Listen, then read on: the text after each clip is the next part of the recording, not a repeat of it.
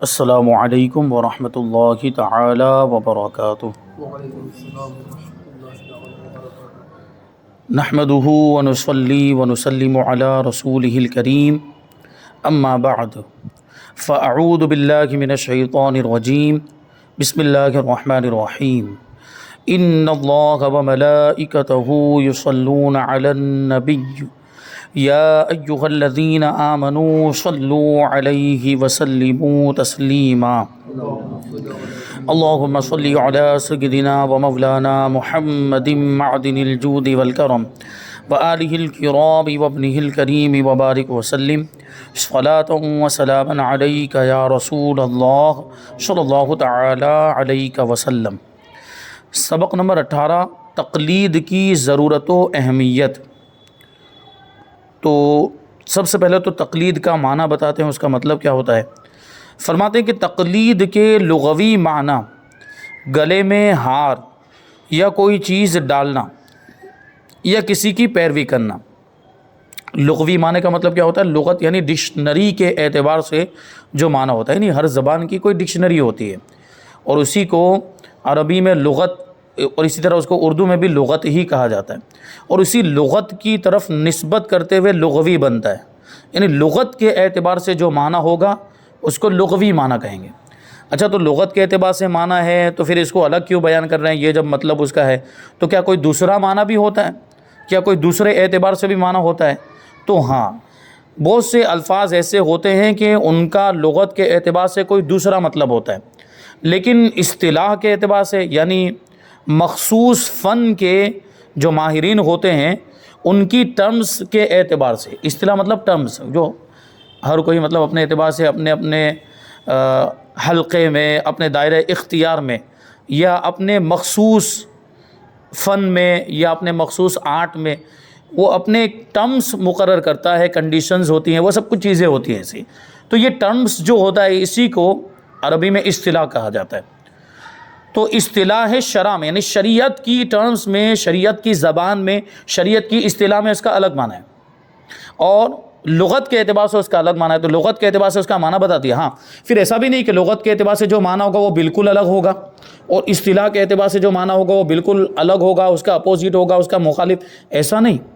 لغوی معنی میں اور اصطلاحی معنی میں کچھ نہ کچھ مناسبت ہوتی ہے۔ جیسے یہاں پہ لغوی معنی کیا بتایا؟ گلے میں ہار ڈالنا یا کوئی چیز گلے میں ڈالنا یا کسی کی پیروی کرنا، یہ معنی اس کا ہے۔ تو تقلید کا مطلب ہی ہوتا ہے پیروی کرنا اصطلاح کے اعتبار سے۔ تو فرماتے علماء اصول نے، یعنی شریعت کے اصول کے ماہرین، شریعت کے اصول و قوانین کے جو ماہرین علماء ہیں ان کو علماء اصول کہا جاتا ہے۔ علماء اصول نے تقلید کی حقیقت بیان کرتے ہوئے اس کی کئی تعریفات ذکر کی ہیں، یعنی اس کی کئی ڈیفینیشنز ذکر کی ہیں۔ ان میں سے بعض علماء اصول کا یہ قول ہے کہ کسی کہنے والے کی بات دلیل جانے بغیر قبول کر لینا تقلید کہلاتا ہے۔ سامنے کوئی کہہ رہا ہے، کہنے والا، اس کی بات کو بغیر دلیل کے مان لینا، قبول کر لینا، اسی کو تقلید کہتے ہیں۔ اب ہم یہاں پہ آ جائیں، ہم جو تقلید کرتے ہیں تو اس میں کیا ہوتا ہے؟ یہ معنی پایا جاتا ہے، بالکل یہ فٹ ہوتا ہے، وہ معنی یہاں پر منطبق ہوتا ہے۔ کیسے؟ کہ ہم امام کی بات کو بغیر دلیل کے تسلیم کر لیتے ہیں۔ جیسے ہم امام اعظم ابو حنیفہ رضی اللہ تعالیٰ عنہ کے مقلد ہیں، تو امام اعظم ابو حنیفہ رضی اللہ تعالیٰ عنہ کا ہمیں کہیں کوئی قول مل جائے گا کہ امام اعظم نے اس مسئلے میں یہ فرمایا ہے تو ہم اس پر عمل کرنا شروع کر دیں گے۔ ہم دلیل نہیں مانگیں گے کہ اس کی دلیل کیا ہے، امام اعظم نے یہ فرمایا تو اس کی دلیل کیا ہے، کیونکہ یہ تقلید کے خلاف ہو جائے گا۔ تقلید کہتے ہی اس کو ہے کہ سامنے والے کی بات کو بغیر دلیل کے مان لینا۔ ہاں، وہ سامنے والا ایسا ہونا بھی چاہیے کہ اس کی بات کو مانا جائے، یہ بات ابھی آگے آئے گی۔ تو امام اعظم اس مرتبے پر فائز بھی تھے کہ ان کی بات کو بغیر دلیل کے مانا جاتا ہے، کیونکہ وہ کہہ رہے ہیں تو قرآن و حدیث کے مطابق ہی کہہ رہے ہوں گے، تو اس لیے ان کی بات کو مانا جاتا ہے۔ اور یہ والی جو تقلید ہے یہ تقلید شرعی ہے، اس کو کیا کہیں گے؟ تقلید شرعی۔ ورنہ خالی وہ لغوی معنی کے اعتبار سے تقلید دیکھیں، کسی کی بھی پیروی کرنا ہے تو پھر عام ہے۔ یہ تو دنیا کے کاموں میں بھی، دنیا کے معاملات میں بھی ہر انسان کسی نہ کسی کی تقلید کرتا ہوا نظر آتا ہے۔ دنیا کے اندر بھی اگر آپ کوئی کاروبار کرنے کے لیے نکلے ہیں تو ظاہر سی بات ہے آپ کو ابھی تجربہ نہیں، آپ پہلی مرتبہ بازار میں آئے تو آپ کیا کریں گے؟ جو اس کے ماہرین، جو کاروبار آپ کرنا چاہتے ہیں جو اس کے ماہرین ہوں گے ان سے آپ رابطہ کریں گے، ان کی بات سنیں گے اور ان کی بات کو مان کر پھر اس پر عمل کریں گے۔ اور اسی طریقے سے کوئی اگر کاروبار کرنے کے لیے نکلا میدان میں بازار میں اور کسی ایکسپرٹ سے اس نے رابطہ کیا، اب اس نے وہ جو ماہر ہے ایکسپرٹ ہے اس نے کوئی بات بتائی تو یہ کہتا ہے کہ یہ ماہر ہے، یہ جو بول رہا ہے تو صحیح ہوگا، تو کیا کرتا ہے وہ اس پہ عمل کرنا شروع کر دیتا ہے، وہ دلیل نہیں مانگتا اس کے پاس کہ تم یہ کہہ رہے ہو اس کاروبار کے بارے میں تو اس کی کیا دلیل ہے، دلیل نہیں مانگتا، وہ بس اتنا جانتا ہے کہ یہ تجربہ کار ہے، یہ ماہر ہے، یہ ایکسپرٹ ہے تو صحیح کہہ رہا ہوگا، تو اس کی تقلید کرنا شروع کر دیتا ہے، اس کی پیروی کرنا شروع کر دیتا ہے۔ اور یہ دنیا کے تقریباً سارے معاملات میں یہ ہوتا ہے، ہر کوئی کسی نہ کسی کو فالو کرتا ہوا نظر آتا ہے، تقلید کرتا ہوا نظر آتا ہے، تو پھر شریعت کے معاملے میں ایسا کیوں نہیں ہوگا؟ یہاں پر بھی تو اس کی ضرورت ہے، کیونکہ ہر کسی کے پاس اتنا علم نہیں، ہر کسی کے پاس اتنی معلومات نہیں، اتنی صلاحیت نہیں ہے، یا یوں کہہ لیجئے کہ وہ قدرت، وہ ملکہ نہیں ہے اس کے پاس کہ قرآن و حدیث سے ڈائریکٹ مسئلہ نکال سکے، ہر کسی کے پاس یہ صلاحیت نہیں ہے۔ تو ظاہر سی بات کوئی بتانے والا ہونا چاہیے، کوئی قرآن و حدیث سے مسائل نکال کر ہمیں دینے والا ہونا چاہیے، تو یہ ہیں امام، وہ 4 امام، انہوں نے مسائل نکال کر امت کو دیے، امت کو بتایا کہ قرآن سے یہ مسئلہ نکلتا ہے، حدیث سے یہ مسئلہ نکلتا ہے، اس پر عمل کرو، تو اب ان کے مقلدین نے ان پر عمل کرنا شروع کر دیا۔ اب وہ دلیل نہیں مانگتے کہ ہمارے امام نے ایسا کہا، تو امام کو جا کر پوچھو کہ یہ امام نے ایسا کیوں کہا، اس کی دلیل کیا ہے، تو یہ تو تقلید کے خلاف ہو جائے گا، کیونکہ تقلید کہتے ہی اس کو کہ بغیر دلیل کے کسی کے قول کو مان لینا۔ تو یہ اصطلاحی معنی ہو گیا، اصطلاحی معنی آپ لوگ سمجھ گئے ہوں گے، شریعت کی اصطلاح میں، شریعت کی زبان میں، شریعت کے ٹرمز میں، بغیر دلیل کے کسی کے قول کو قبول کر لینا، مان لینا۔ اب احکام جو ہوتے ہیں، یعنی شریعت کے جو احکام ہیں وہ 2 طرح کے ہوتے ہیں، اسی کو بیان کرتے ہیں کہ احکام کی 2 قسمیں ہیں، ایک عقلی اور دوسری شرعی۔ دوسری قسم ہے شرعی احکام۔ وہ احکام عقلیہ، عقلی احکام میں تقلید جائز نہیں۔ عقلی احکام کا مطلب کیا ہوا کہ ہم عقل کے ذریعے غور و فکر کر کے بھی ان چیزوں کو جان سکتے ہیں۔ احکام عقلیہ کا مطلب ہے کہ غور و فکر کر کے اپنی عقل کو استعمال کر کے ان کو جان سکتے ہیں۔ جب ہمیں عقل دی اللہ تبارک و تعالیٰ نے، اور جب عقل کے ذریعے معلوم کر سکتے ہیں تو پھر اس میں تقلید کرنے کی کیا ضرورت ہے؟ اس میں تقلید کرنے کی ضرورت ہی نہیں ہے۔ جیسے ابھی آپ آگ جلائیں، اور آگ کا کام ہے جلانا، اور آگ کے اندر گرمی ہوتی ہے، اور یہ آپ عقل کے ذریعے جانتے ہیں، یہ آپ عقل کے، اس میں کسی کی تقلید کرنے کی ضرورت نہیں ہے، آپ کی عقل خود فیصلہ کرتی ہے کہ آگ گرم ہوتی ہے، اس کا کام ہی جلانا ہے، یہ آپ کی عقل نے فیصلہ کر دیا۔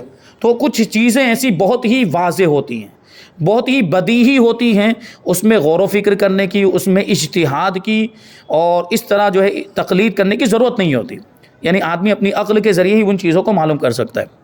تو ان احکام کو عقلی احکام کہا جاتا ہے۔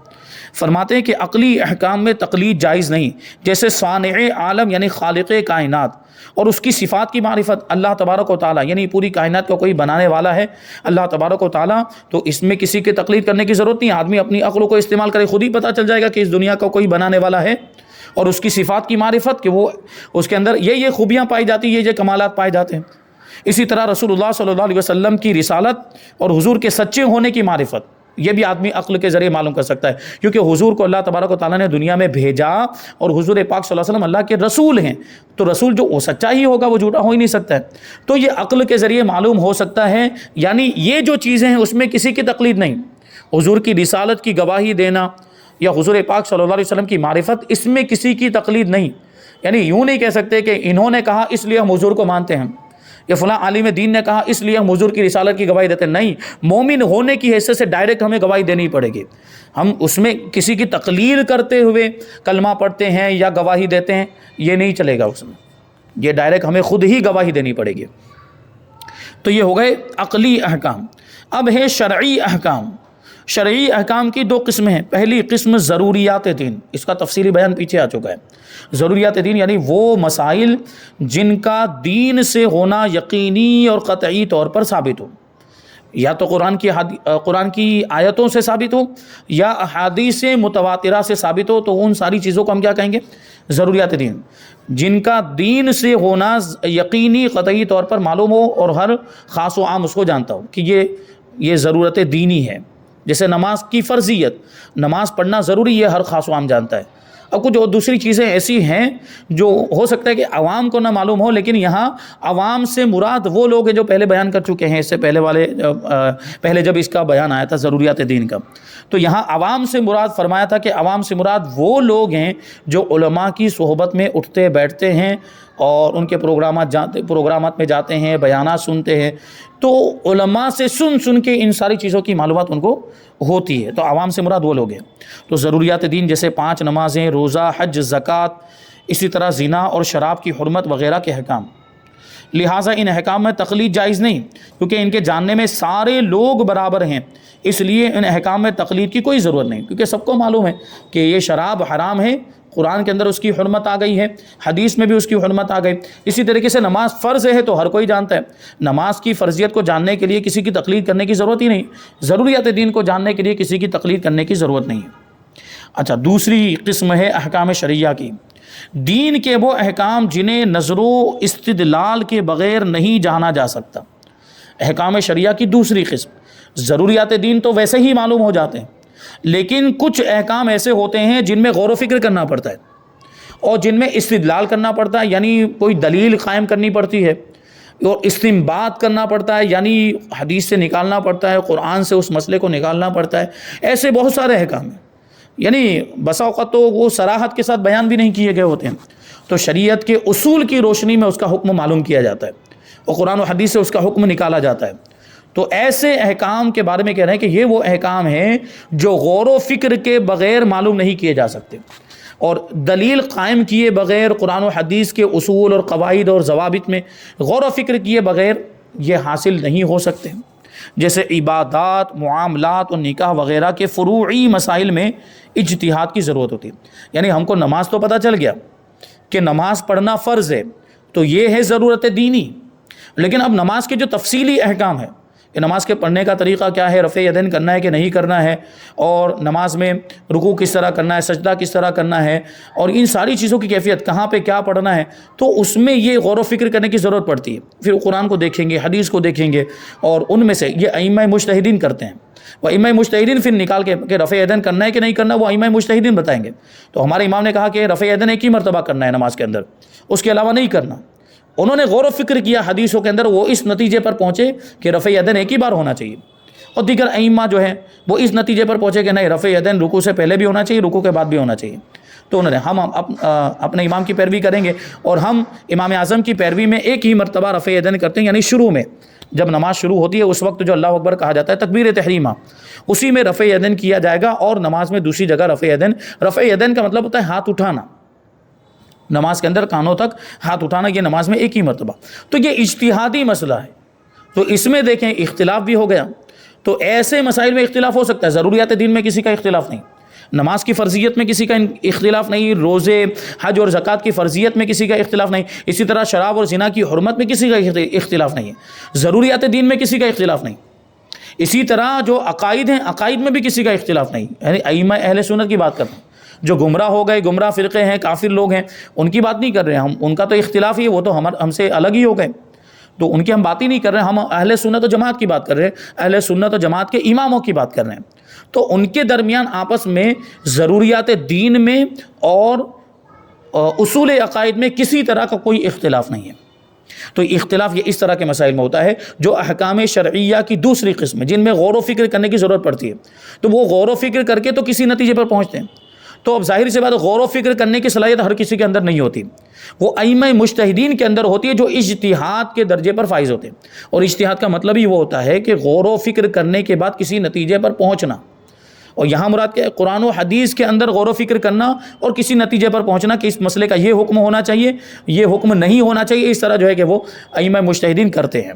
تو یہ جو مسائل، یہ فروعی مسائل ہیں، اور ان میں اختلاف ہو سکتا ہے، اور ان میں اجتہاد کی گنجائش ہے، اور اجتہاد کی ضرورت پڑتی ہے، بلکہ ان کا حکم معلوم کرنے کے لیے اجتہاد کی ضرورت پڑتی ہے، لہٰذا ان مسائل میں تقلید کی جاتی ہے۔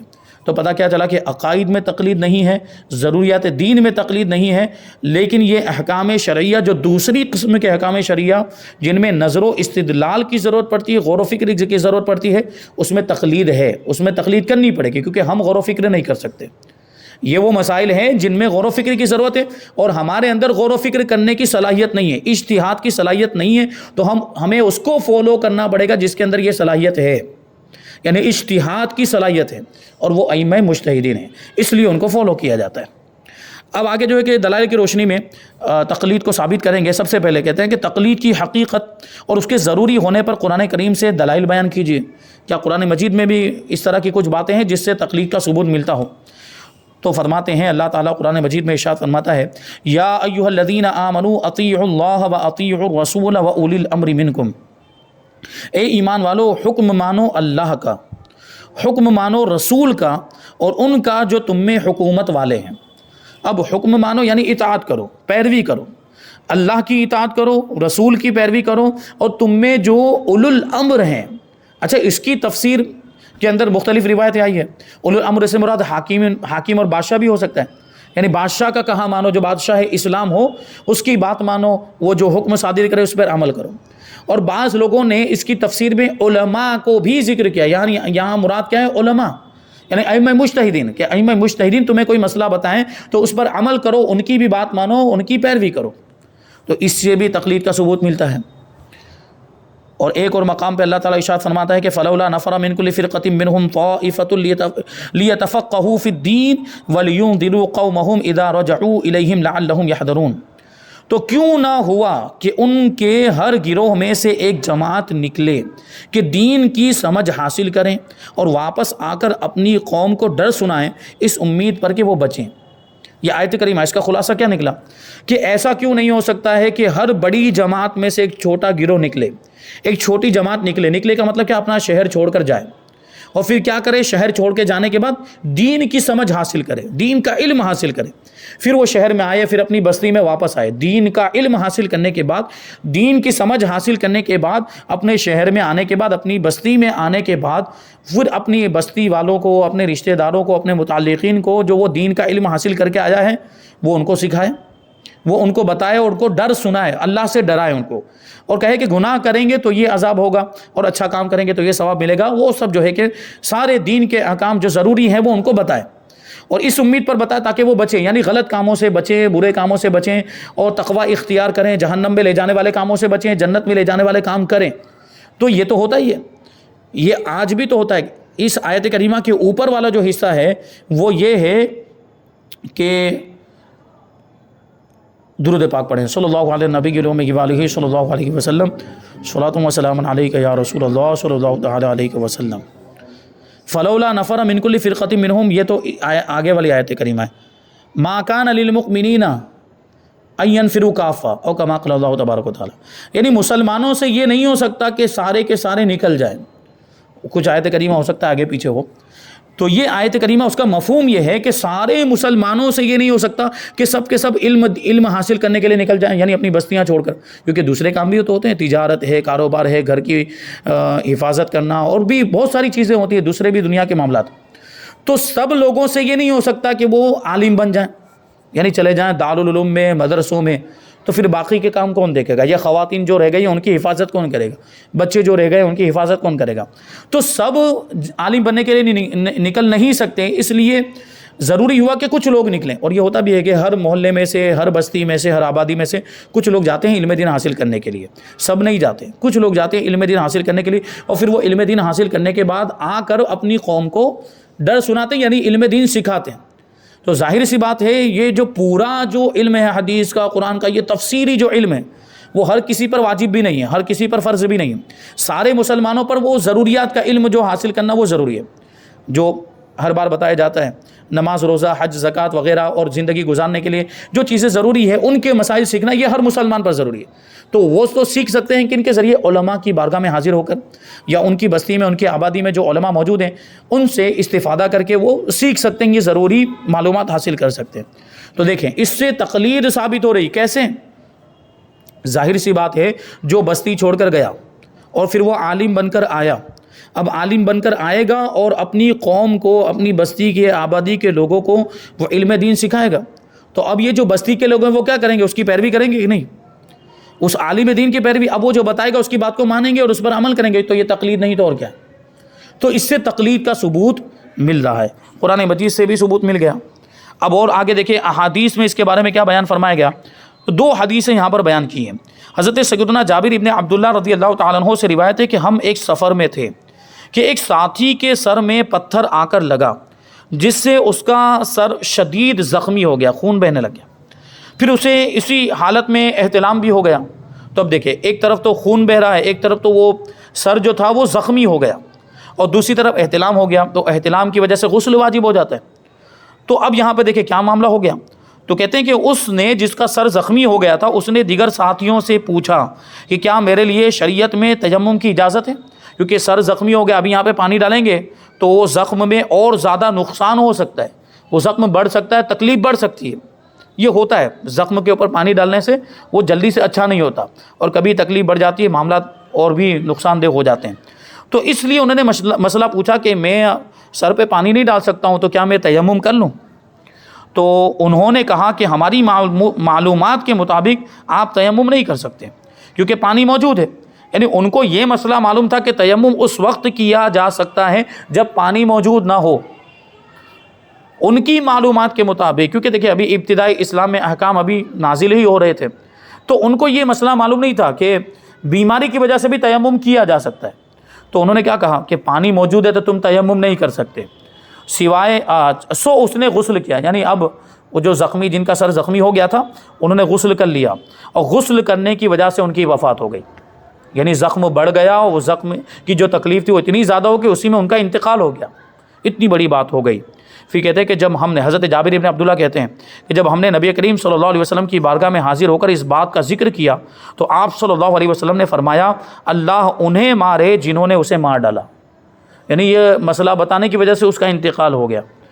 تو جب انہیں معلوم نہیں تھا تو اہل علم سے مسئلہ کیوں نہیں پوچھ لیا؟ یعنی ان کو معلوم نہیں تھا تو بغیر معلومات کے انہوں نے مسئلہ کیوں بتایا؟ اہل علم یعنی جاننے والوں سے. دیکھیں اب اس سے پتہ چلتا ہے صحابہ کرام میں بھی درجات ہیں. کچھ صحابہ کرام جو اونچے لیول کے ہیں, اور جو فقیہ صحابہ کرام, مجتہد صحابہ کرام, وہ اس درجے کے. تو حضور پاک صلی اللہ علیہ وسلم ان کی طرف اشارہ کر رہے ہیں کہ جو صحابہ نہیں جانتے وہ جاننے والے صحابہ سے پوچھیں. انہوں نے کیوں نہیں پوچھا کہ مرض جہل کا علاج پوچھنے میں, یعنی جہالت جو ایک بیماری ہے اس کا علاج پوچھنے میں, پوچھیں گے تو جہالت دور ہو جائے گی, جہالت کی بیماری اچھی ہو جائے گی. تو پوچھنا چاہیے. اور قرآن مجید کے اندر بھی اس کا حکم ہے فَاسْأَلُوا أَهْلَ الذِّكْرِ إِن كُنتُمْ لَا تَعْلَمُونَ, کہ اگر تم نہیں جانتے تو جاننے والوں سے پوچھو, کیونکہ بغیر جانکاری کے اگر کچھ عمل کرنے جائیں گے تو غلط ہو جائے گا. اور بسا اوقات جیسے نماز وغیرہ ٹوٹ جاتی ہے ہم کو پتہ بھی نہیں چلتا, مکروہ ہو جاتی ہے ہم کو پتہ بھی نہیں چلتا ہے, اور بھی بہت سارے معاملات جانکاری نہ ہونے کی وجہ سے اس میں گڑبڑی ہو جاتی ہے. تو پوچھنا چاہیے, علم حاصل کرنا چاہیے, اور علم حاصل کرنے کے بعد پھر ہم اگر وہ عبادت کریں گے, جیسے ابھی نماز کے مسائل ہم نے جان لیے, اب نماز پڑھیں گے تو ہم صحیح انداز میں پڑھیں گے, اور پھر اگر صحیح طور پر پڑھیں گے تو اس میں پھر وہ لطف بھی آئے گا. دوسری حدیث حضرت سیدنا حذیفہ رضی اللہ تعالیٰ عنہ سے روایت ہے, رسول اللہ صلی اللہ علیہ وسلم نے فرمایا اقتدوا بالذین من بعدی ابی بکر و عمر, میرے بعد ابو بکر اور عمر ہوں گے, ان کی پیروی کرنا. دیکھیے حضور پاک صلی اللہ علیہ وسلم خود پیروی کرنے کا حکم دے رہے ہیں, خود تقلید کرنے کا حکم دے رہے ہیں, اور اس میں اشارہ بھی ہے حضرت ابو بکر اور عمر کی خلافت کی طرف. اور ابو بکر و عمر دو نام لیے, لیکن ابو بکر پہلے لیا ہے, عمر بعد میں لیا. تو ان کی ترتیب بھی پتہ چل رہی ہے حدیث میں کہ پہلے خلیفہ ابو بکر ہوں گے, دوسرے خلیفہ عمر ہوں گے, میرے بعد ان کی پیروی کرنا. اس سے خلافت کا ثبوت بھی مل رہا ہے. تو بہرحال یہ حدیثوں کی روشنی میں دیکھیے یہ تقلید کا ثبوت ہمیں یہاں پہ ملتا ہے. اس کے بعد ائمہ کے اقوال کی روشنی میں تقلید کا ثبوت بیان کریں گے, اور پھر بہت ساری چیزیں ہیں کہ تقلید کرنا ضروری کیوں ہے, واجب کیوں ہے, اور اگر تقلید اتنی زیادہ ضروری ہے تو صحابہ کرام نے تقلید کیوں نہیں کی. یہ بھی بہت اہم سوال ہے اور مخالفین کی طرف سے آتا رہتا ہے. تو انشاءاللہ اس کا جواب بھی شامل کریں گے, اور بہت ساری معلومات اس سبق کے اندر ہے, انشاءاللہ وہ سب ہم آئندہ درس میں شامل کریں گے. اللہ تبارک و تعالیٰ کی بارگاہ میں دعا ہے کہ جو کچھ بھی بیان ہوا اس پر ہم سب کو عمل کرنے کی توفیق عطا فرمائے. وما علینا الا البلاغ. السلام علیکم.